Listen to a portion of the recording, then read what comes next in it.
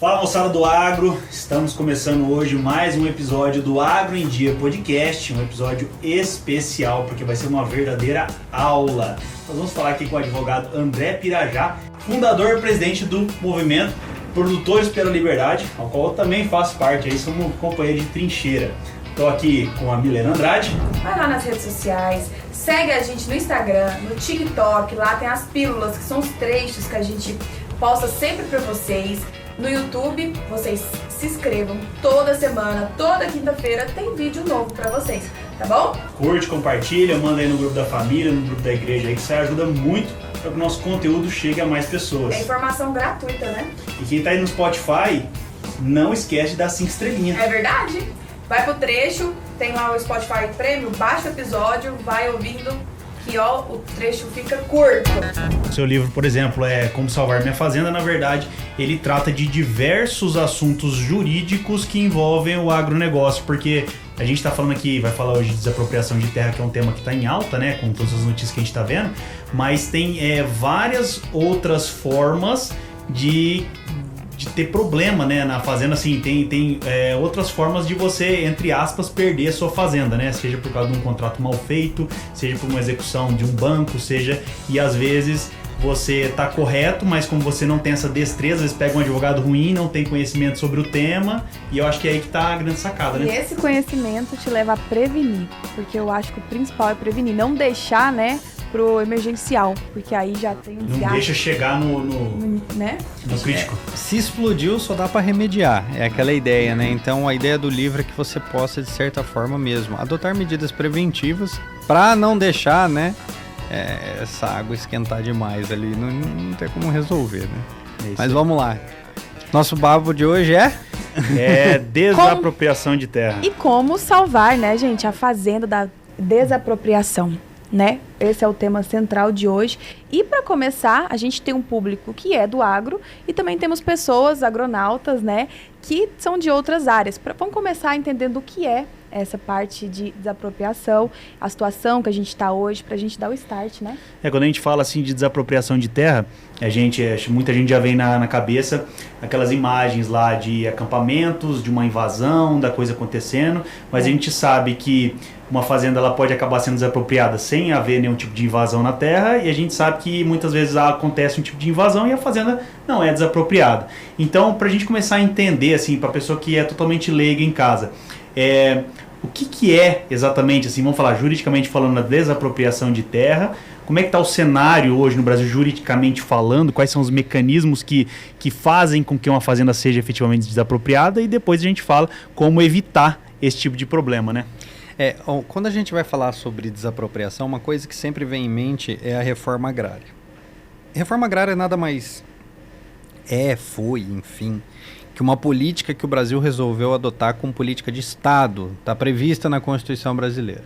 Quando a gente fala política de Estado, o ordenamento brasileiro, reunidos, quando for promulgar a Constituição, fala, não, algumas áreas, em certas condições, serão desapropriadas e o Estado dará destinação para ela, para famílias assentadas. Então nós temos um programa, né, de reforma agrária que basicamente as desapropriações de terras que não são por crimes, são dois tipos de desapropriação, né, basicamente, a desapropriação por crime, trabalho escravo, plantio de psicotrópicos, drogas ilícitas, gera uma desapropriação pena, né, que o Estado pega, vende, quer dizer, cometer um crime, está passivo de uma desapropriação. E existe a desapropriação pela função social da propriedade. Então, colocando todo mundo, tanto os produtores como os agronautas na mesma linha, né, a gente não pode falar de desapropriação no Brasil hoje se a gente não entender o que já aconteceu. Então, assim, será que precisa desapropriar mais? Então a gente já começa com aquele questionamento. Você fala assim, tudo bem, existe uma política de Estado ainda hoje, está na Constituição de 88, a nossa Constituição é de 1988, está vigente, com vários remendos, mas está vigente. E será que ainda precisaria dessa política de Estado prevista na Constituição? Será que ela, não está... será que não daria para tirar isso aí já? A gente precisa entender que só de reforma agrária, os últimos dados levantados, nós já tivemos destinado para a reforma agrária algo aproximado de 89 milhões de hectares. Caramba. Então você já começa dando aquela balizada, né? Nós estamos falando da área produtiva do Brasil, hoje, só a área destinada de reforma agrária, nós estamos falando aí de 38% da área produtiva do Brasil destinada para reforma agrária, assentada quase aproximadamente 1 milhão de pessoas. Então nós já temos vamos dizer assim... E esses quase 40% da área produzem quase 40% do alimento consumido, exportado. A gente já chega nesse número. Vamos entrar na polêmica daqui a pouquinho. Chega, polêmica. Tem um dado de 2016 que apurou a época que nesse número existia 21 milhões de hectares ociosos. Caramba. Então, assim... Quer dizer, peraí. Se a gente tá falando, tem aquele negócio lá de desapropriar áreas improdutivas, vamos dizer, se a pessoa tem isso na cabeça. Então, a área que foi desapropriada e destinada novamente, às vezes, tornou-se mais improdutiva, muitas vezes. Exatamente. Ficou ociosa, né? Exatamente. E esse é um grande problema, porque o Brasil, ele é um país continental, ele é gigantesco. Nós estamos falando quase de 9 milhões de quilômetros quadrados. Tá? É muito grande, tá? O Brasil. Agora, quando a gente começa a entender, né? Vamos fazer um paralelo de pautas, né? A gente entende reforma agrária e produção de alimentos, tá bom. Nós temos lá quase 1 milhão de pessoas, 900 e poucos mil pessoas assentadas, distribuídas em 33%, 38% da área produtiva do país. Você fala assim, tudo bem, são 5 milhões de produtores rurais no total, tá? Hoje no Brasil, pelo último censo, né? Sendo que 1 milhão desses produtores estão, né, na reforma agrária. Tá bom. E quando a gente fala assim, quando a gente fala de pessoas assentadas aí no programa de reforma agrária, não necessariamente a gente está falando de pessoas que participaram de movimentos de invasão. A gente está falando de um programa que está ali na Constituição, legal, tal, pessoas, famílias que... vamos dizer assim, eu não sei dizer o número, mas eu imagino que na grande maioria produzem ou tentam produzir alguma coisa e tal, e se sustentam, né? Porque assim, no Brasil existe essa necessidade, eu acho até de certa forma louvável, não significa que eu concorde com os meios, tá? Eu não concordo com o meio como é feito. Pelo contrário, tá? Eu discordo completamente do jeito que é feito. Agora, existem questões que são... Eu conheço assentados, eu sou pecuarista, eu tenho vizinho que é assentado, tá? O cara honesto, acorda de manhã cedo, produz, trabalhador, rala pra caramba, tá lá, tem filho, tem neto, tem... Beleza, gente. É feito pra produzir. Quantas vezes...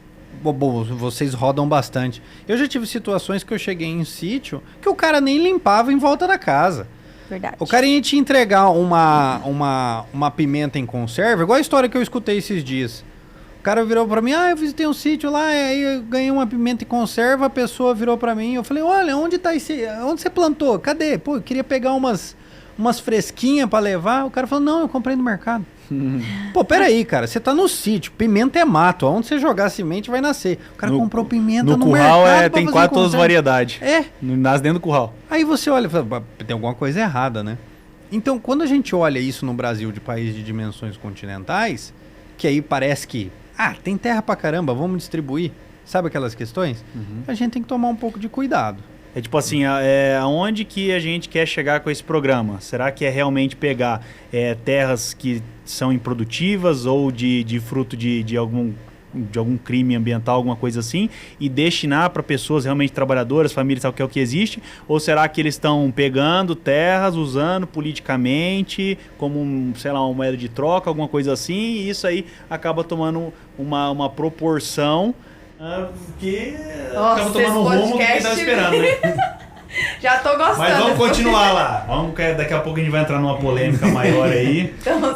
Então a gente tem hoje um programa de reforma agrária que ele... Existe ainda, existe, né? Existe e funciona de certa maneira, de como ele talvez esteja desvirtuado, mas ele funciona.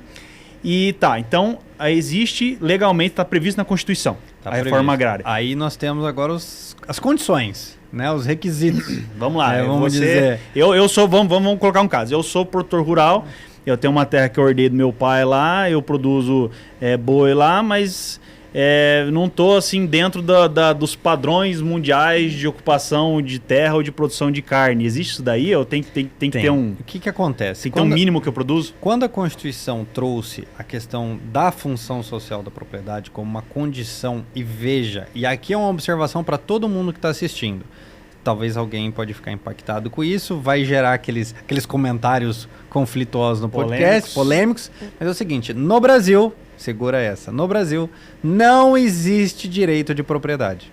Aí você vai virar para mim e falar assim, não, André, mas lá na matrícula do imóvel, se eu tirar uma certidão do cartório, o meu nome tá lá. Não, meu amigo, aquilo ali é uma condição.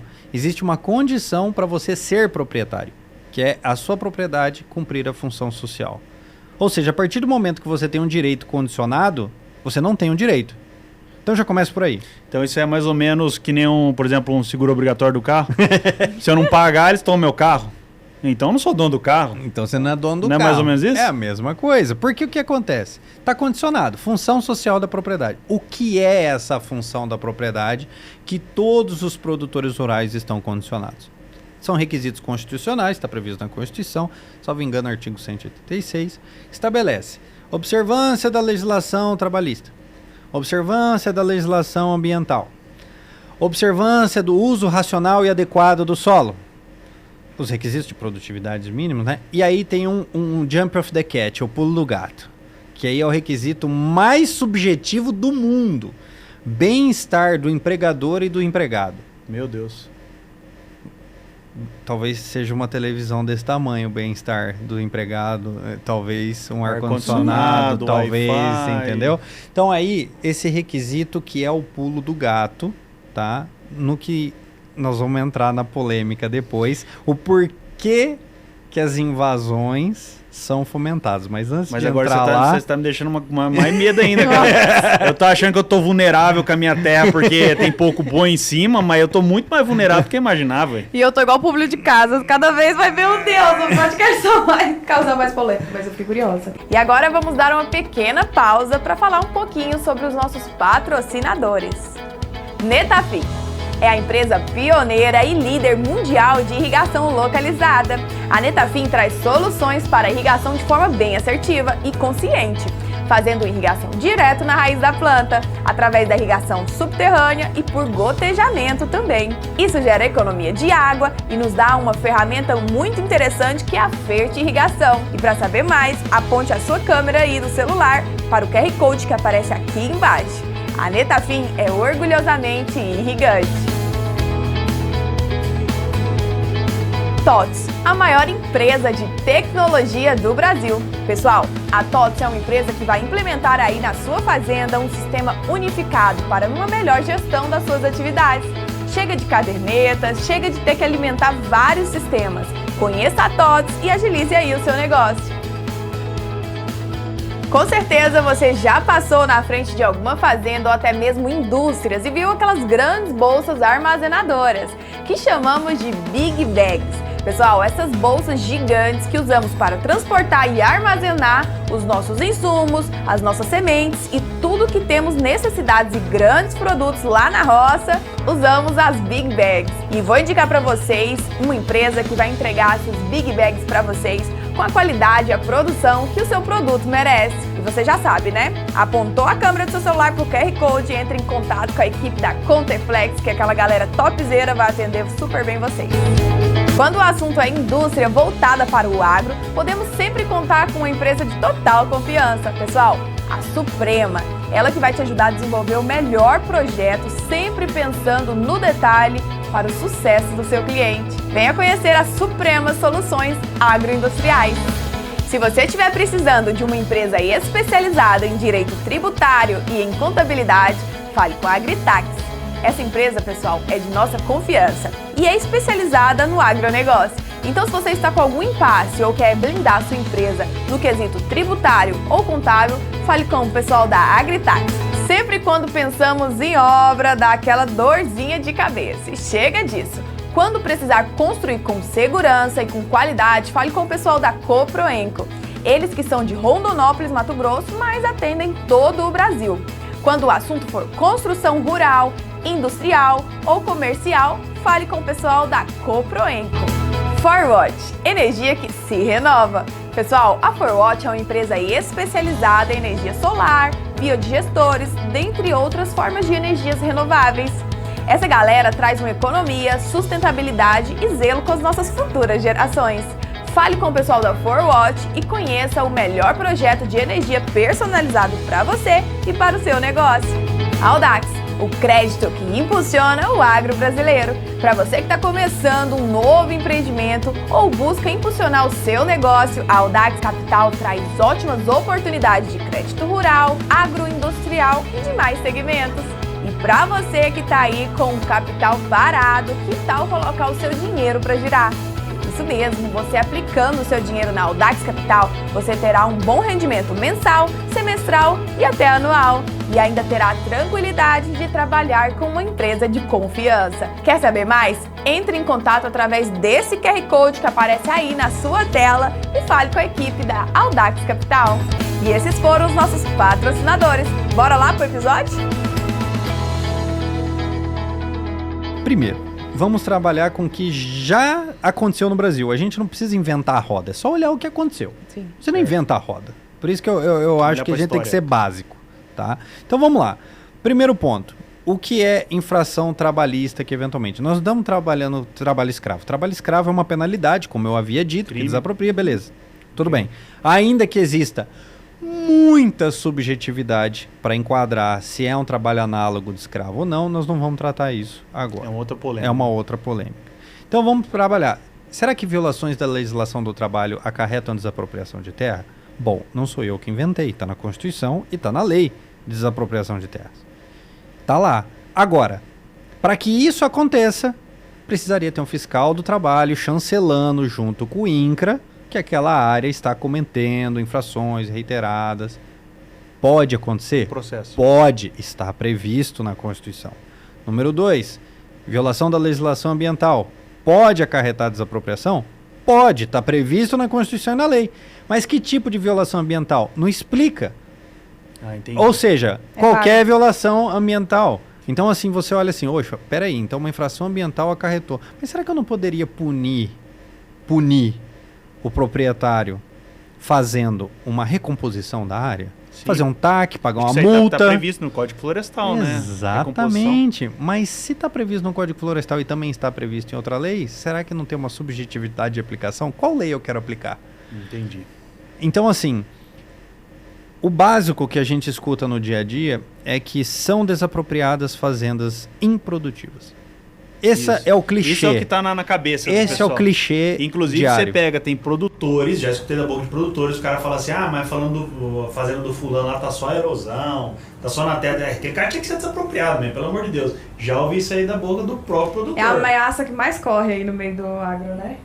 E é um problema, porque é uma pessoa alimentando um monstro que vai comê-lo no final. É aquilo que Exatamente. nós estávamos comentando antes.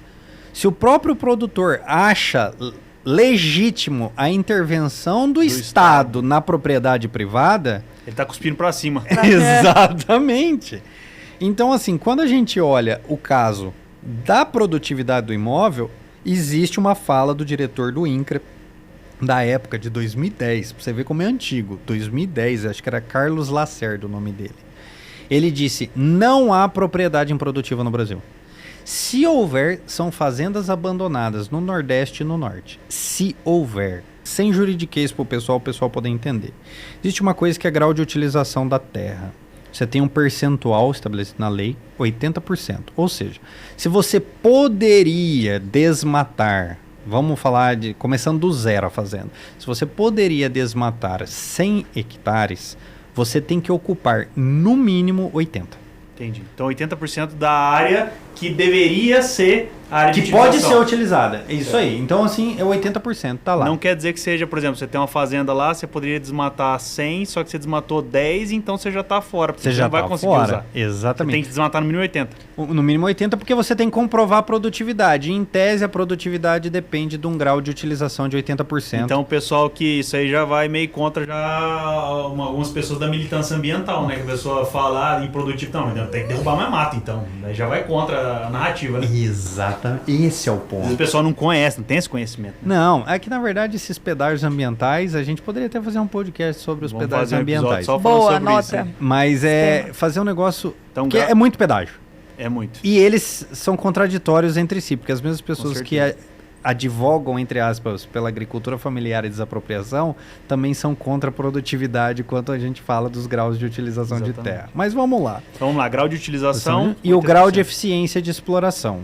Ele é de 100%. Aí você pode pensar, pô, André, mas 100% é... Então, se eu você tenho- tem que ser nível hard, né? Tem que ser ninja. Mas não é. Porque assim, a lei estabelece alguns requisitos de uso de unidades de animal, por exemplo, unidades por hectare. O A por hectare de boi, por exemplo. Ela tem uma tabela... Lá é de 450 quilos. 450 quilos. Só que ela tem uma tabela com requisitos. O bezerro, o boi gordo, a vaca.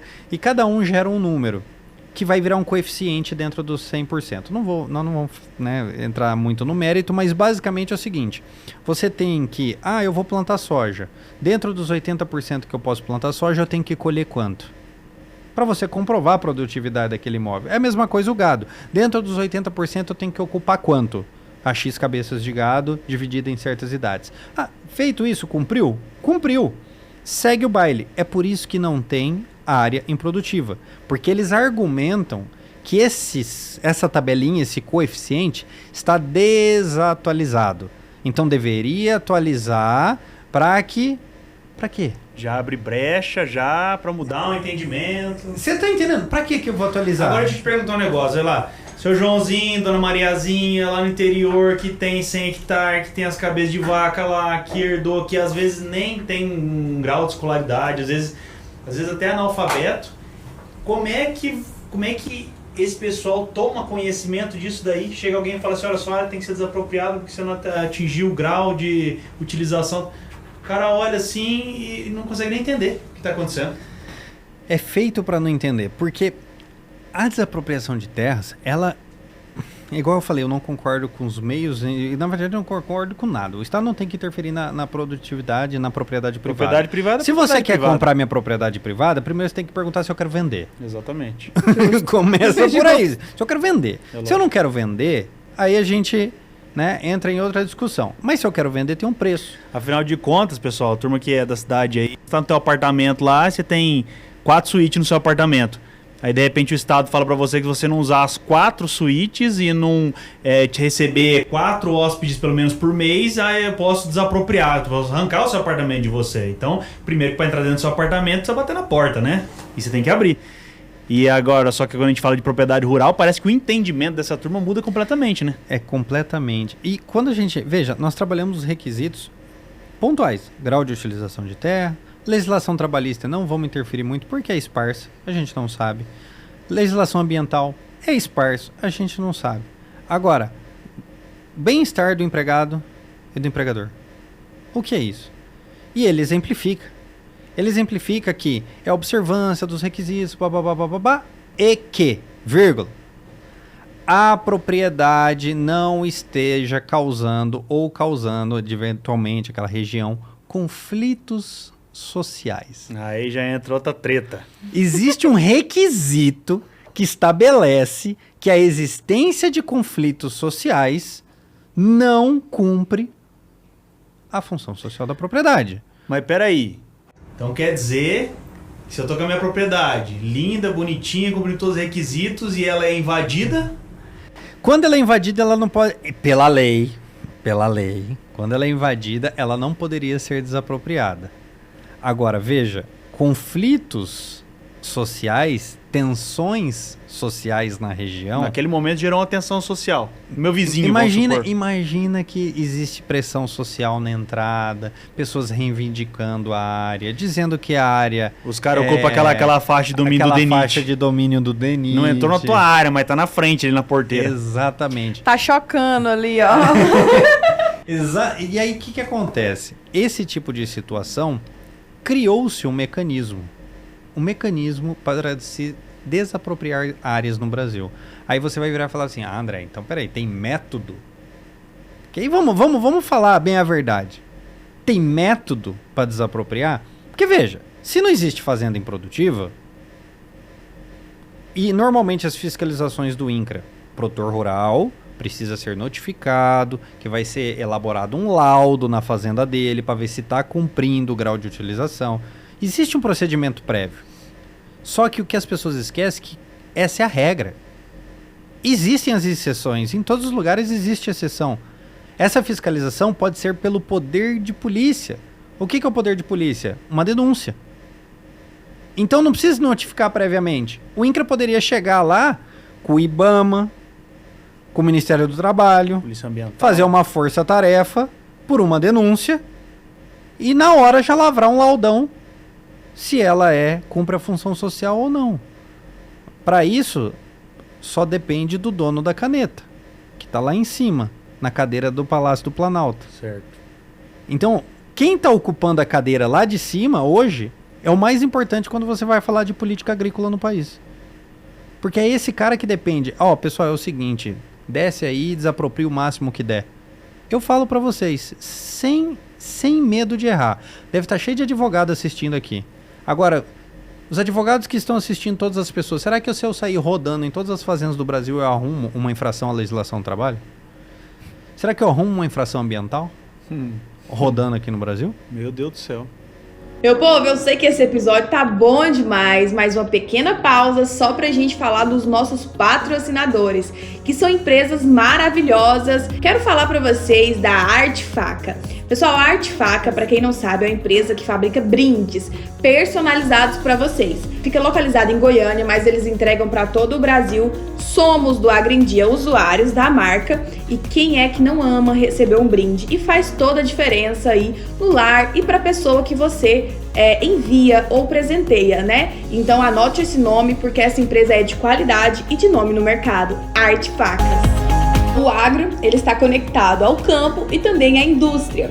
E sabe qual é a empresa que vai te auxiliar na fabricação de equipamentos de alta performance para o seu negócio industrial e do agro? A Momesso. Para quem ainda não conhece a empresa, tá aparecendo o QR Code, ligue a câmera do seu celular, confira mais um pouco de como funciona e um pouco do catálogo de máquinas disponíveis para você e para o seu negócio. Tô falando aí da empresa topzera Momesso. E agora falando em nome da Avel Investimentos, que é a sua assessoria credenciada XP Investimentos. Pessoal, a Avel é premiada pelo selo G20. Para quem não sabe, é um prêmio que reconhece os escritórios e os profissionais credenciados a XP com os melhores resultados e engajamento com o cliente. Se a XP já aprovou, então você sabe que é de excelente qualidade, pode confiar. E nós aqui do Agrindia conhecemos o trabalho dessa empresa maravilhosa e indicamos para vocês, tá bom? E agora, hora de voltar pro episódio, vamos lá? Se é fácil, dá pra gente desapropriar. Até na fazenda mais perfeita. Dá pra gente desapropriar tudo. Se a gente quiser. Ah, André, mas espera aí, a lei não funciona assim. Ah, tá bom. Quem vai julgar? Depende de quem tá julgando.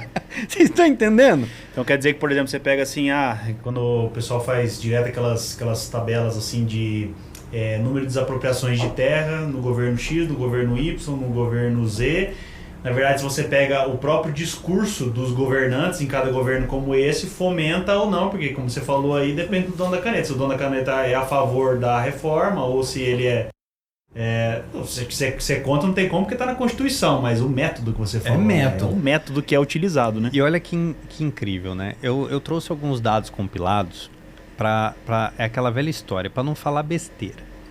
Pelo Produtores pela Liberdade, uma associação, nós acessamos a Lei de Acesso à Informação, pedimos para o INCRA o histórico de invasões desde 1995 até 2022, tá? Certo. Então nós temos governo, né, 1995 a 2002, Fernando Henrique, tá? O número de ocupações mesmo, invasões, 2.442 invasões. Invasões não quer dizer que houve desapropriação. Não. Invasões. Tá? Aí nós temos governo 2002 a 2010, né? Governo Lula. 1968. Aí você vai falar assim, opa, teve menos invasões Diminuiu um pouquinho no governo Lula do que no governo Fernando Henrique. Guardem essa informação. Dilma, 912. Foi um governo meio breve também, mas Tá lá. Temer, 111. Caiu drasticamente. Bolsonaro, 64. Em todo o governo. Ou seja, você viu que caíram os números de invasões. Consequentemente, de acordo com a minha ideia de método, subentende-se que haveria muito mais desapropriações no governo Fernando Henrique do que no governo Lula, muito mais menos desapropriações no Dilma, no Temer, no Bolsonaro. Agora, por que o dono da caneta importa? No governo Fernando Henrique, improdutividade, desapropriação por improdutividade. Desapropriação normal, regra geral, sem exceção. Mais fácil. Tá? 10 milhões de hectares. Aí você vai virar e falar assim, pô, peraí, 10 milhões de hectares? É bastante. Mas e as invasões?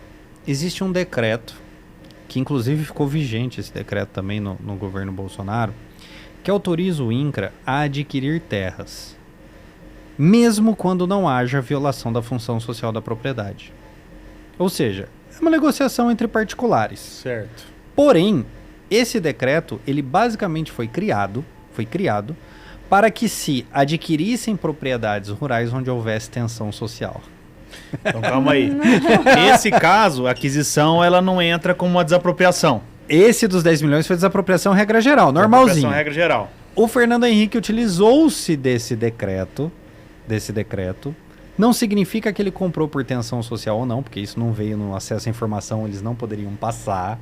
Mas ele comprou 11 milhões de hectares. Ou seja, existe uma correlação entre os números de desapropriação normal e o número de adquirido. É quase igual, 10 milhões para 11 milhões é quase idêntico. Sim. Tá? Então, beleza. Fernando Henrique é um cara que, em tese, utilizou a lei a seu favor e os mecanismos. Os mecanismos legais. Aí nós chegamos no próximo governo e ele desapropriou pela regra geral 3 milhões de Bem hectares. menos. Aí você vai falar assim, cara, esse é um cara que está preocupado com a propriedade privada. Claro. Porque se ele estimulou desapropriar somente 3 milhões pela regra geral, que é 30% do Fernando Henrique, pô, esse cara é muito bom. Só que aí nós temos um problema.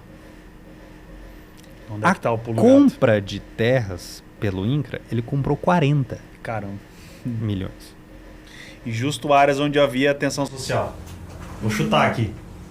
Nós não podemos afirmar nem informar, Não pode porque a ser lei de afirmado. acesso à informação não passou completamente, mas o que nós vemos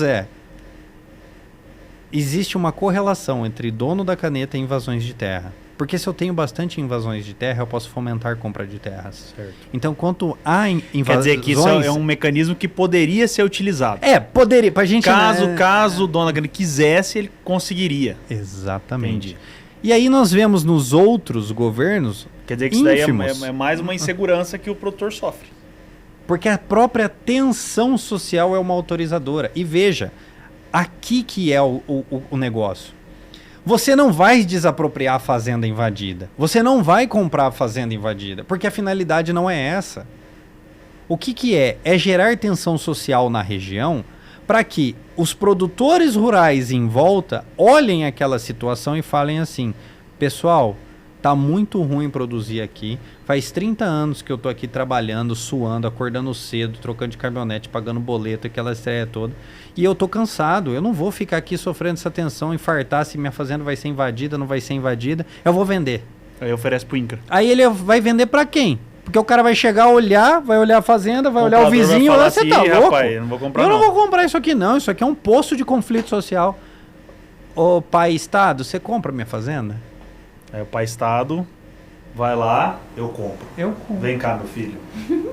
Você tá entendendo? Essa é a política. Você não precisa comprar fazenda invadida, até porque você não pode.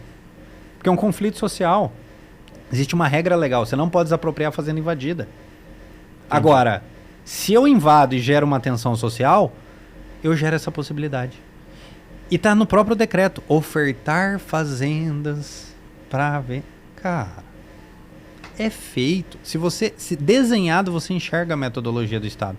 Como, de certa forma, brecar. Que aí é o ponto, né, do como salvar a minha Então vamos fazenda. lá, assim, ó, para começo de conversa, eu tô entendendo aqui que eu com a minha propriedade lá, eu tenho que estar em conformidade com todas as leis trabalhistas, pagar o pessoal em dia. Eu que mexo com estrutura rural, de edificações, eu sei que eu tenho que ter lá os alojamentos todos nos padrões, com a cama 1 metro de distância uma da outra, tem que ter área de convivência, eu tenho que ter o meu refeitório todo nas condições, a casa, estrutura ergonômica, em tudo, todas as máquinas para o pessoal subir, descer e tal. Então estou cumprindo minha função trabalhista. Aí eu tenho que ter lá piso na área de manutenção de máquinas para não sujar o solo, eu tenho que ter área de descontaminação de pulverizadores, eu tenho que ter o depósito, tem tudo certinho para não incorrer nenhum crime ambiental, inclusive também não desmatar em nenhuma área que não tenha permissão para isso. E além de tudo isso, estou cumprindo tudo bonitinho lá, meus funcionários todos dou até mais conforto do que eles me pedem, vamos dizer assim, e ainda assim eu estou vulnerável a uma desapropriação. É isso que eu estou entendendo. Ainda cumprindo tudo certinho, ainda pode acontecer uma invasão numa terra de um vizinho, que seja 5, 10 quilômetros da minha propriedade, e eu ainda estou vulnerável com a tensão social. Ou melhor, né? Qualquer fazenda brasileira está sujeita. Porque é o seguinte, o fato de existir a tensão social no ambiente faz o desestímulo acontecer. Com certeza. Eu vejo a fazenda do meu vizinho ser invadida e falo, putz, ficou ruim. Agora e ficou qual ruim. que é o motivo de se estimular invasões de terra? Esse é o ponto. É metodologia. É para desestimular a produtividade. E o cara, por exemplo, fala assim, vamos supor, na minha fazenda. Não, mas aqui na minha terra ninguém invade. O cara entrar pra cá, eu vou acabar com ele. Mas também, se o cara resolve fazer isso, ele vai criar um outro problema pra ele, né? É aquela ideia, né? Ele pode piorar o problema dele, né? O próximo podcast é como desestimular a invasão. Verdade. Porque se você for ver, hoje, a questão, ela sai do aspecto só jurídico, se a gente for ver. Porque o jurídico, a gente traz a metodologia, te mostra o cenário que você está vivendo e, eventualmente, para que você não deixe gerar tensões sociais. Nós temos visto experiências muito boas espalhadas no país. Produtores rurais, vizinhos que se unem, eventualmente invasores vão chegando, eles se reúnem, produtores rurais juntos, expulsando os invasores, sem tiro, sem nada. É claro... É aquela ideia, né, que eu falo. Ninguém aqui, Deus que me livre, falar em cometer, sei lá, qualquer... todas as vidas importam. A gente não... principalmente as que estão no ventre. Sim. Todas as vidas importam. Agora é o seguinte, se você pega isso, poxa, o cara entra atirando, igual aconteceram casos. Nós temos Liga Proletária, Armada do Araguaia, os caras chegam de caminhonete atirando nas fazendas. Os próprios invasores entram com aí é diferente, porque aí você está exercendo a sua legítima defesa. Agora, você não vai repelir de certa forma. Nós não temos uma legislação como tem nos Estados Unidos ou na Itália, um stand your ground, um castle doctrine, que o cara pisou na sua terra, você pode pregar fogo. Vocês entendeu? Caso não tem, não existe no Brasil. Então vamos lá, então eu tenho que cumprir todos os requisitos e não adianta eu querer dizer que eu vou pregar fogo, que isso não vai resolver o problema. Tem que se unir. Mas eu vou te contar um caso verídico que aconteceu e deu certo. Montaram um acampamento, tá? Na beira da fazenda, um conhecido meu. E ele começou a soltar umas fofocas na cidade, que lá tava andando onça comendo gado. Onça comendo gente. Pois ele arrumou um som, colocou lá perto e a onça miava. E com o tempo funcionou, viu? Funcionou. Botou a onça esturrando a noite inteira. E é verdade. Ninguém. Mas é porque são situações, assim, eu vi os produtores rurais... um caso, acho que aconteceu na Argentina, o cara soltando esterco, passando na área, perto das invasões, não sobrava ninguém. Porque é o seguinte, as pessoas têm que entender que os que fomentam as invasões são meia dúzia de pessoas organizadas. Eles fazem parte do sistema do negócio. Eles se utilizam de pessoas inocentes que estão em busca de um sonho, que estão em busca de uma terra. Tanto é que o sonho acaba quando é titularizada a terra. Entrega de título da terra. Acabou sua dependência do movimento sem terra. O que acontece no dia seguinte? O cara já esqueceu todo mundo e virou e falou assim, agora eu sou dono. Então a melhor saída para você hoje resolver eventualmente o problema é titulação diária. Porque você pega, no Brasil. Você pega um grupo de pessoas que realmente têm um sonho de ter a terra, que são trabalhadores, que são pessoas honestas, e aí de repente vem um cara mal intencionado que tá com interesses escusos e junta toda aquela turma lá e fala, vamos matar pra você, mas vocês têm que fazer isso. e aí começa a comandar ali, e aquele lá é o verdadeiro criminoso. Claro. E aí se utiliza da inocência dessas pessoas, né, para fazer alguma coisa que a gente não sabe o que é, para defender um interesse que a gente não conhece. Teve um caso próximo da propriedade da minha família lá, onde eles começaram a lotear um mato, e o mato era a reserva legal de 3 propriedades rurais. Então imagina, as 3 propriedades rurais colocaram as suas reservas legais no fundo. Então elas se uniram. Então eram 3 reservas legais grandes. Ficou grande. Os caras invadiram e começaram a lotear A reserva. a reserva legal. Sabe qual é o argumento? Que ali era uma área do Estado. Você acha que o seu João e Dona Maria, que tinha um sonho de uma fazenda e tudo, eles pegaram... Não, só um minutinho antes da gente invadir, nós vamos ali no Antônio, falou, Antônio, tira uma foto de satélite, vamos verificar o CAR, pra ver se é de alguém. Não vai fazer. Só vai lá. Só segue o bonde. O cara fala é aqui, o cara vai lá. E aí tinha um monte de gente envolvido, que a gente sabe, porque por trás do método existem os financiadores, existe quem se aproveita da situação. A gente sabe disso porque é fato. Como a gente tá todo dia no campo e somos produtores e estamos lá, a gente consegue ver, a gente percebe o que é verdade e o que é historinha. O cara vem com uma historinha, a gente vê na televisão mesmo, a gente já sabe, cara. A hora que vem lá a terra invadida, pá, já sei o que tá acontecendo aqui. Claro, então são questões como essa que a gente fala assim, por que acontecem? Aí é o jump. Porque tem o tal da função social da terra na Constituição. Que é o que abre espaço. Abre o leque de opções para que tudo isso aconteça. Se não tivesse... Tá tudo subjetivo. E agora, André, eu tô assim um pouco preocupado. Antes eu já era preocupado, agora tô entendendo um pouquinho mais desse assunto, eu tô ficando mais preocupado ainda e me sentindo cada vez mais vulnerável. E vamos lá.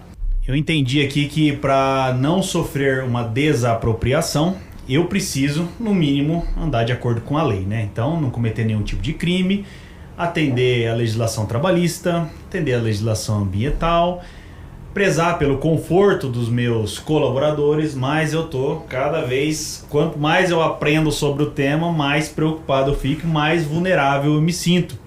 Porque, além de tudo isso, ainda tem critérios subjetivos que eu tenho que atender e vai depender muito da pessoa que vai me julgar, certo? Então, assim, eu tô um pouco assustado. A Milena tá um bocado assustada também, a cara dela. E o que fazer agora pra me proteger disso daí? Então, eu sei que, assim, eu já tô imaginando que eu não consigo ficar 100% protegido. Não tem um amparo legal assim 100% eficiente, imagino, dentro da legislação desse quadro que a gente está pintando aqui. Mas tem meios para eu ficar cada vez mais protegido e correr menos risco de sofrer uma desapropriação. Você... lembra quando a gente começou a falar da prevenção, né? Então, a observância da legislação, todas aquelas regras básicas, é muito importante. Agora, existem coisas que dependem da comunidade, eu sempre gosto de falar isso. As pessoas precisam voltar a viver em comunidade. Não adianta a gente buscar uma solução jurídica. Nós tivemos uma experiência agora da Fazenda da Bahia, o recurso subiu para o STF não permitiu a reintegração de posse. Ponto. Aí você vai falar, mas... Não, ponto. Perdeu. Então você não pode depender somente do judiciário. Tá? Então, tem que cumprir? Tem. Agora, na parte de subjetividade, a gente não pode esquecer que essas invasões, né? Porque nós já estamos falando da parte objetiva, foi cumprida, nós estamos falando da subjetiva. Essa parte nós temos que ter as comunidades. Os produtores rurais têm que se unir, formar as suas associações, estarem unidos. Se tem a presença de invasores na região, é já ir direto conversar com eles. Meu amigo, desculpa, aqui você vai ter problema. Aí já comunica a polícia que tem gente rodando na região. As fazendas estão todas regularizadas. Tá regularizada? Tá, beleza. Vamos fazer acontecer. Quer dizer, a comunidade, acho que aí está um ponto importante que você tocou agora. A própria comunidade de produtores ali na região se unir através das associações. Todas as cidades têm as suas associações de produtores rurais. E vai lá conversar com os invasores. Eu acho que isso é importante, porque muitas vezes, a gente estava falando há pouco aí, que às vezes o movimento é organizado por uma pessoa mal intencionada e às vezes as pessoas que estão participando ali não têm má intenção, às vezes estão sendo usados, né? Às vezes são pessoas bem intencionadas.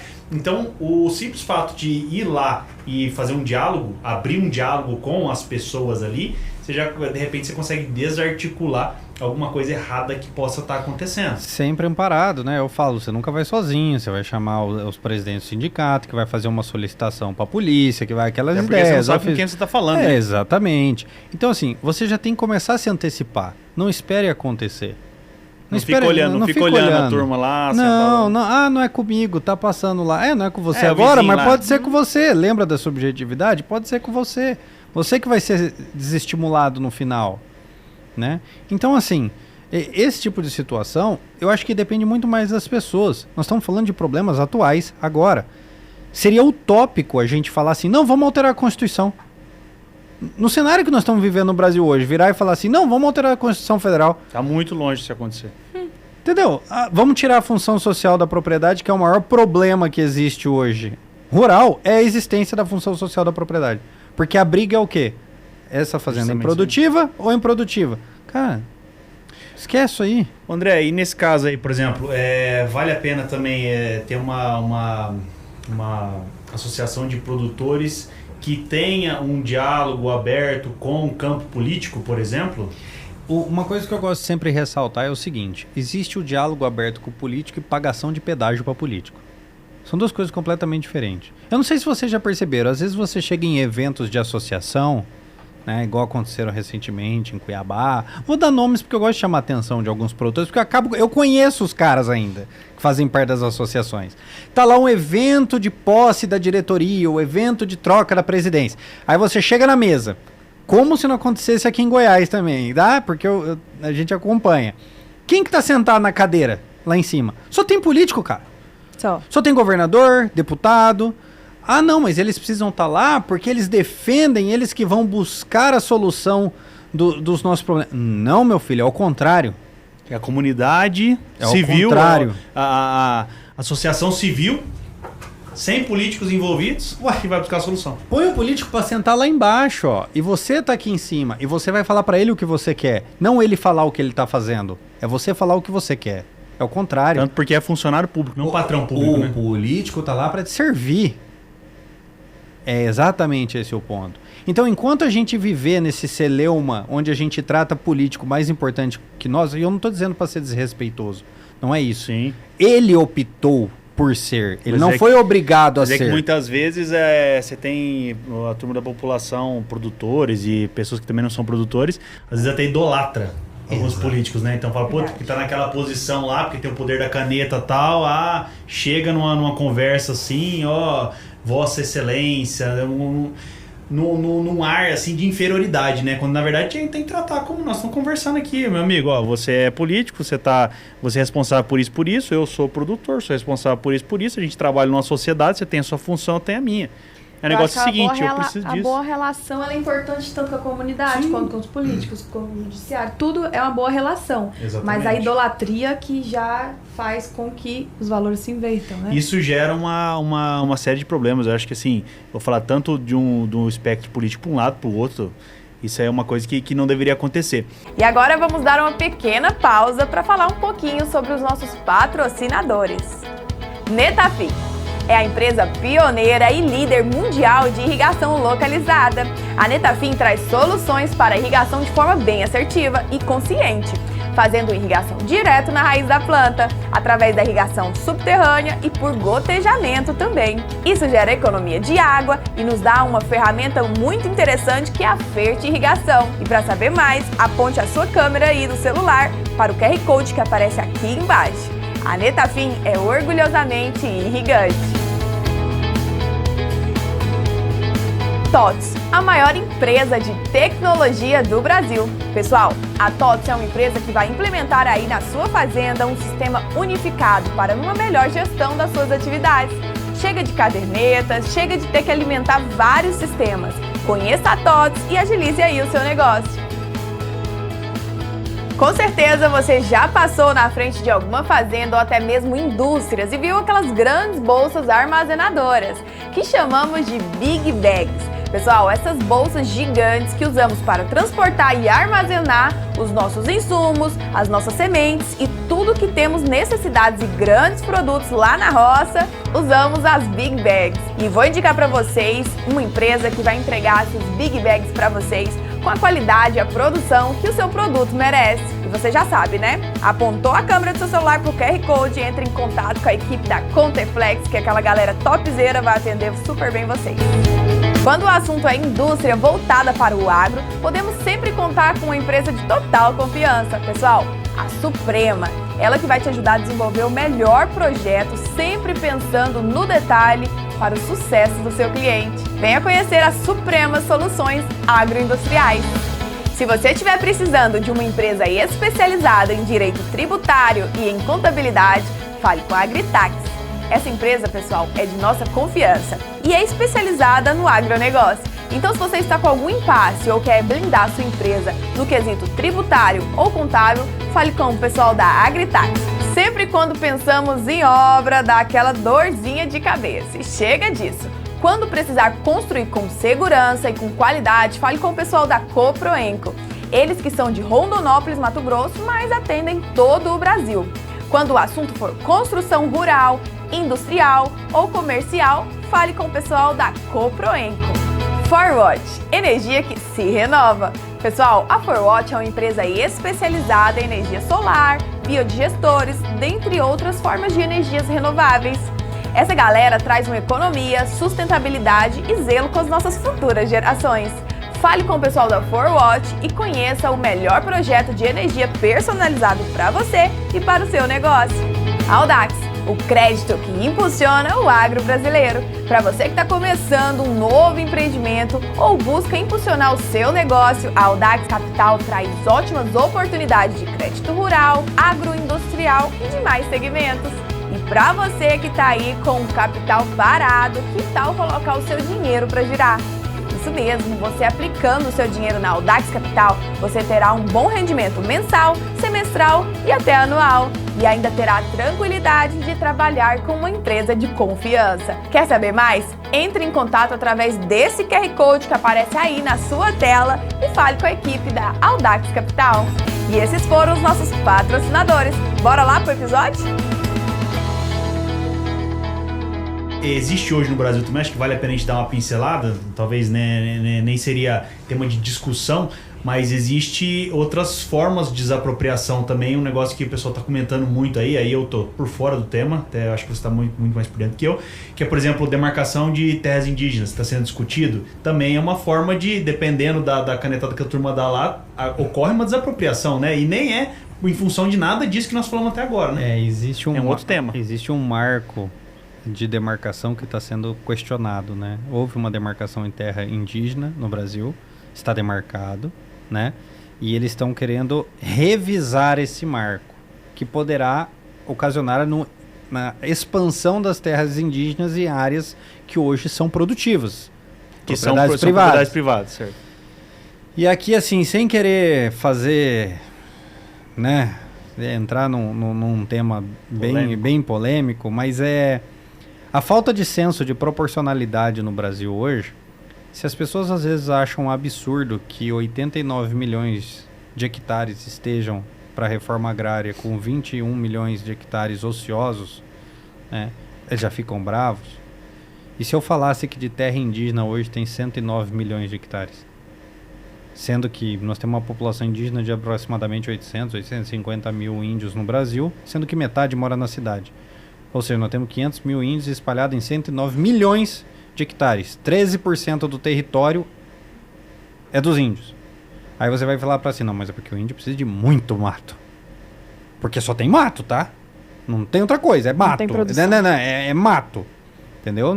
O Brasil é impressionante. Das reservas legais, do mato que existe no Brasil hoje, salvo engano, o último dado do estatístico, acho que era da Embrapa, acho que 90% desse mato que está no Brasil é desde a época do descobrimento. É o mesmo mato, entendeu?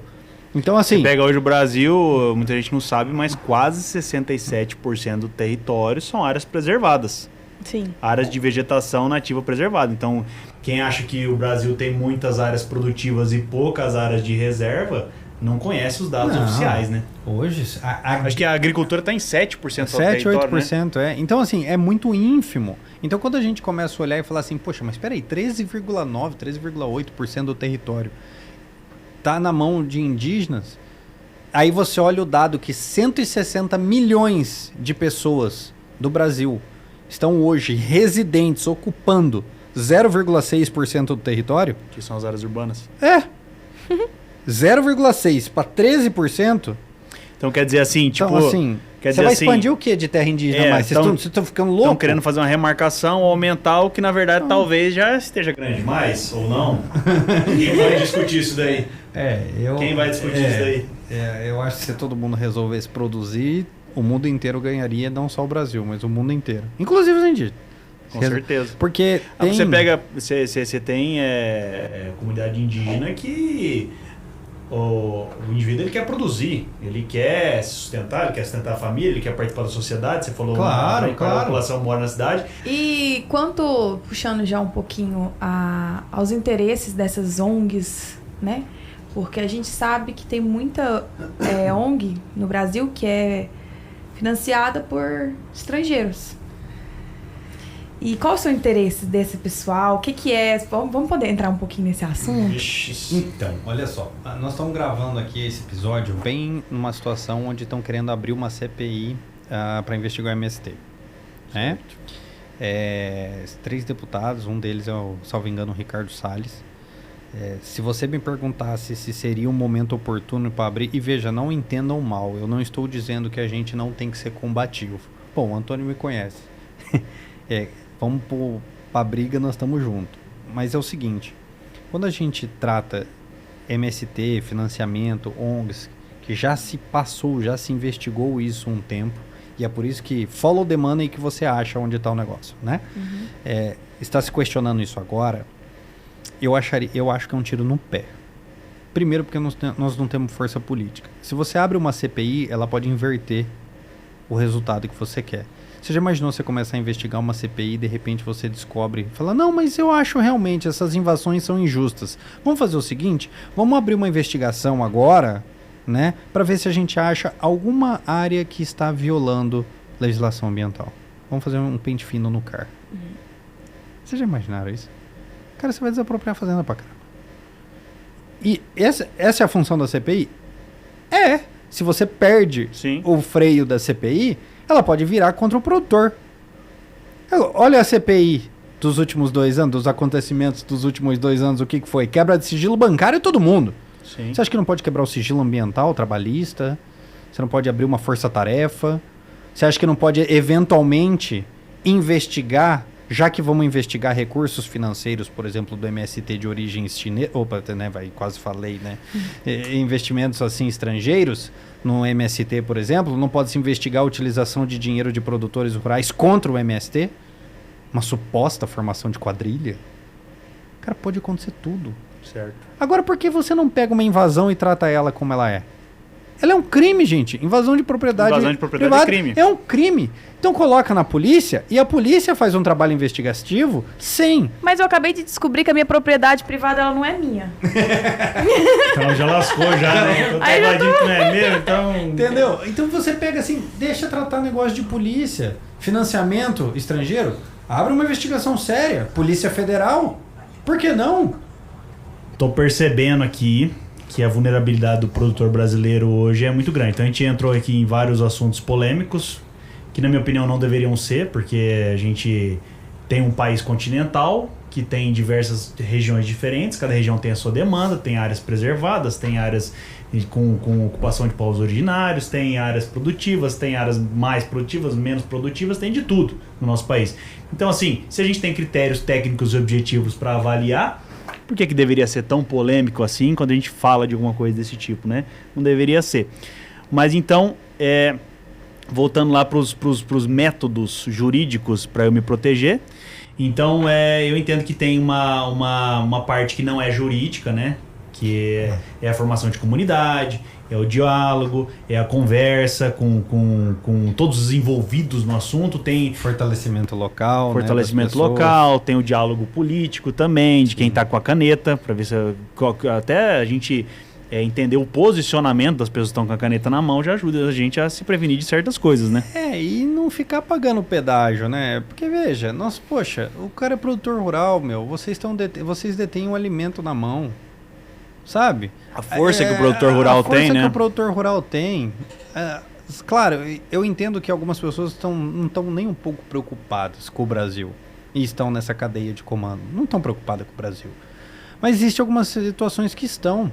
Governadores, por mais que alguns governadores falem besteira, o povo não gosta, quer taxar agro, né? Todas aquelas questões. Mas se o calo aperta para ele vai tentar resolver o problema. E o calo normalmente aperta quando nós estamos falando de dinheiro. Então, assim, quem financia a campanha política, que não é ilegal, você financia a campanha política. Então você tem que começar a trabalhar com essas pessoas onde o calo aperta, né? Causar instabilidades sociais. Nós vamos bloquear a estrada, a gente não pode mais bloquear a estrada, fazer manifestações, porque a gente já sabe o que pode acontecer, né? Então vamos trabalhar com dinheiro. Vamos secar a fonte. Será que não resolveria? Então são coisas assim que eu acho que os produtores rurais precisam perder um pouco mais dessa forma de tratar com quem está na cadeia de comando e utilizar essas entidades que estão constituídas hoje para efetivamente fazer o trabalho que elas foram criadas para fazer. A ProSoja, os sindicatos de pecuaristas, tudo isso, fazer o que tem que fazer. Vocês estão lá, é para defender produtor rural. Produtor rural é atividade primeiro, eu costumo brincar, não é atividade primária. É primeiro. Por que é primeiro? Porque não existe vendedor de insumo, não existe vendedor de vacina, não existe nada da cadeia. Não existe vendedor de máquina, não existe mercado, não existe nada se não houver o cara que está primeiro. Não existe a sua gôndola de supermercado, aquele leite que está lá, não existe o arroz do saquinho e não existe o bife do açougue se não existir o cara que está ali na cadeia. Então, já que ele é tão importante, ele tem que se fazer respeitar. Com certeza. E é isso o mais importante hoje. Talvez, quando o produtor começar a se enxergar dessa maneira, a coisa começa a mudar. Os temas, por exemplo, como emenda à Constituição, não sejam tão difíceis. Temas como tratar com objetividade alguns problemas não sejam tão difíceis.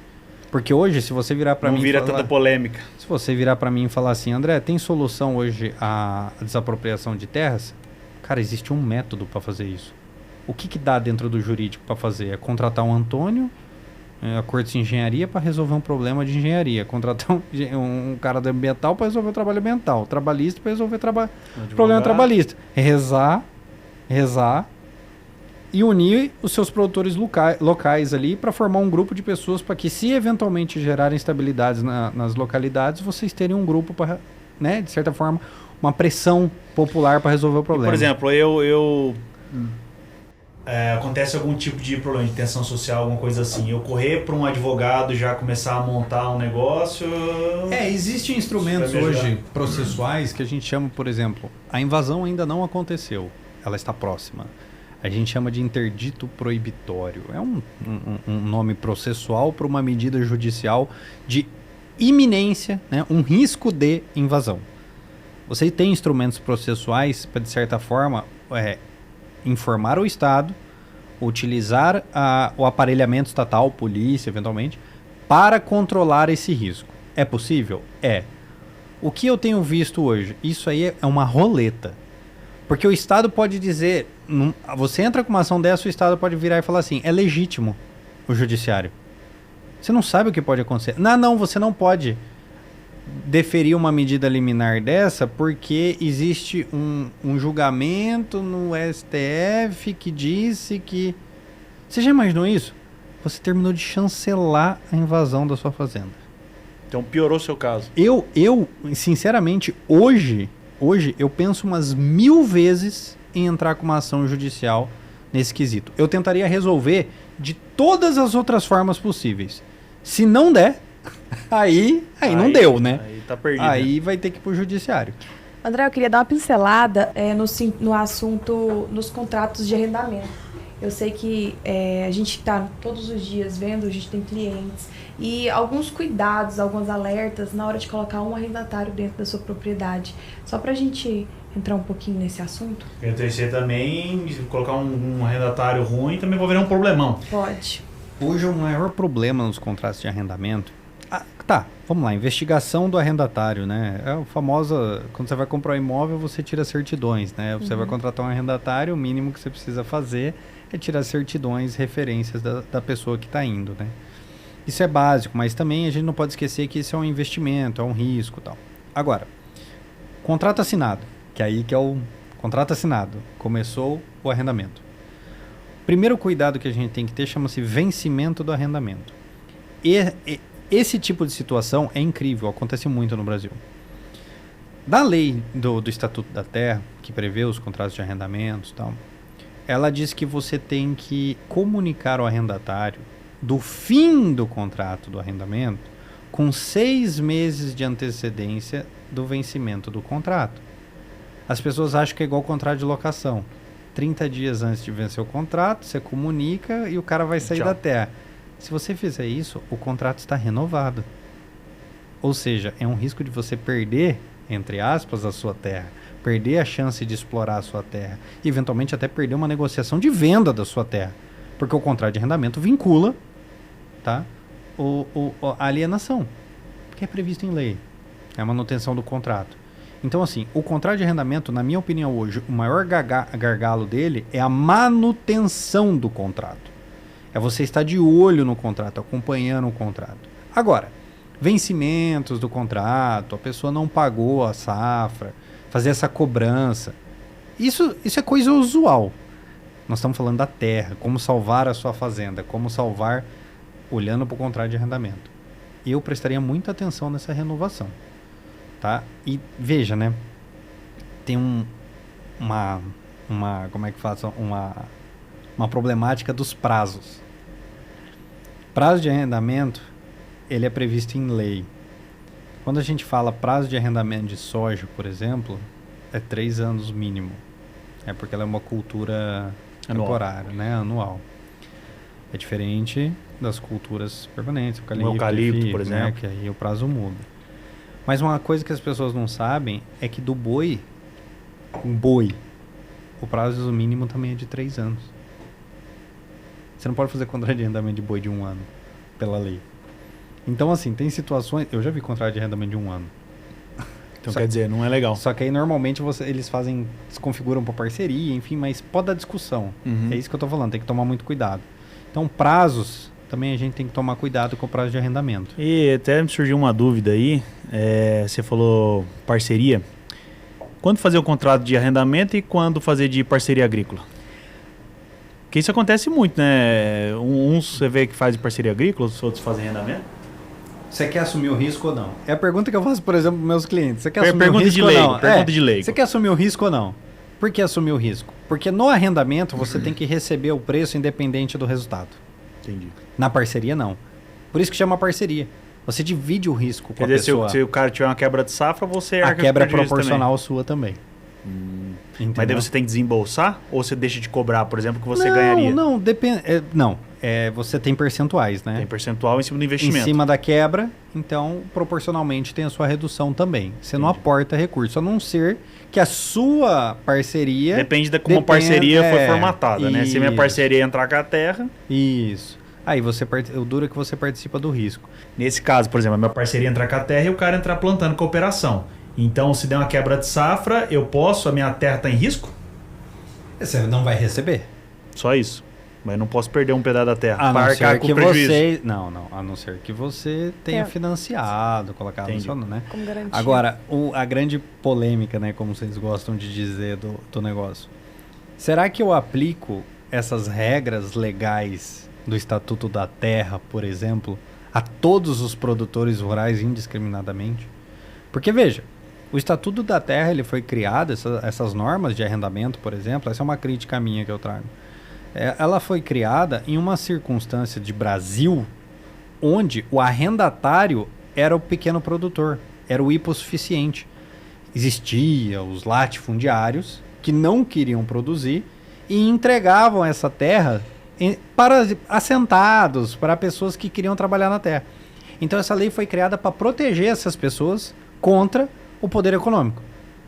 O Brasil que nós vivemos em 2023 é completamente o oposto. O arrendatário normalmente é o cara grande e o arrendador é o cara pequeno. A coisa mudou. A coisa mudou. E nós temos uma legislação protetiva que não tem acordo no judiciário. Não tem acordo. O judiciário aplica a lei nua e crua. Quer dizer, começa a ficar disfuncional o negócio, né?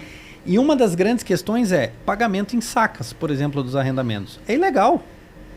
É ilegal você arbitrar pagamento em sacas.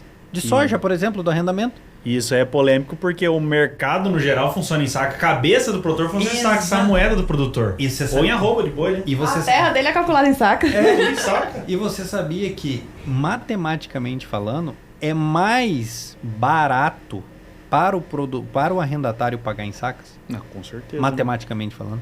Porque a outra aplicação é no valor da terra. Percentual sobre o valor da terra. Normalmente, hoje, a terra vale muito mais do que ela fatura de produção. Com certeza. Então, assim, essa é uma questão que teria que ser resolvida urgentemente. É uma questão de estabilidade das relações jurídicas no país. E é por isso que temos pessoas como o André Pirajá, com o livro Como Salvar Sua Fazenda, tentando desmistificar várias coisas e traduzir temas jurídicos complexos para o nosso dia a dia da fazenda, do produtor rural. Porque A nossa linguagem, né? realmente a legislação brasileira, quando a gente fala de agronegócio, é uma coisa complicada. O pessoal acha que ser produtor é fácil, que produzir alimento é fácil e não vê as pingas que a turma toma, mas não vê os tombos que a gente leva, né? Então, assim... Ó, é no plantar, esperar a chuva, é no colher, né? É na hora de estar por dentro, seguir todas as regras, leis.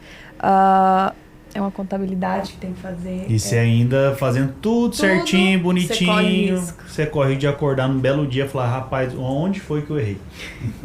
Qual que é o problema que eu tô sofrendo? E você pega, sempre quando a gente trata de qualquer tema envolvendo a terra, a produção, tudo, é um tema muito emocional, né? Porque você tem gerações, você falou que você está na terceira geração de produtores da família, são gerações, então assim, veio do seu avô, foi pro seu pai, você foi criado nesse meio.